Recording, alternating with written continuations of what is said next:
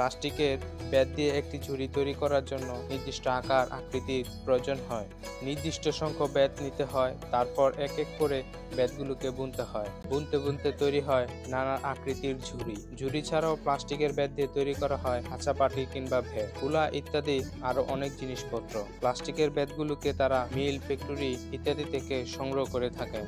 বাঁশের অধিক দাম, বাঁশ থেকে ব্যাট তৈরি করা অনেক কষ্টসাধ্য কাজ বলে মানুষ সহজে ব্যবহার করছে প্লাস্টিকের তৈরি ব্যাট। রঙিন এই ব্যাটগুলোকে দিয়ে তৈরি জিনিসের নকশা খুবই সুন্দর। বিভিন্ন রঙের ব্যাট দিয়ে তারা তৈরি করে থাকে এই জিনিসগুলো। বর্তমানে বাঁশের তৈরি জিনিস থেকে প্লাস্টিকের তৈরি জিনিসের চাহিদা অনেক বেশি। অনেক পরিবারই স্বামী স্ত্রী দুজন করছে এই কাজ। এই কাজে তারা জীবিকা নির্বাহ করে থাকে। একদিকে যেমন বাঁশের ব্যাতের উৎপাদন কমছে, অপরদিকে প্লাস্টিকের ব্যাতের তৈরি জিনিসের কদর বাড়ছে। প্লাস্টিকের ব্যাট দিয়ে তৈরি জিনিস সহজে পচনশীল নয়। দীর্ঘদিন থেকে তারা এই জিনিসগুলো পাইকারি এবং খুচরা উভয়ভাবে বিক্রি করে থাকে। স্থানীয় বাজারে নিয়েও বিক্রি করে থাকেন।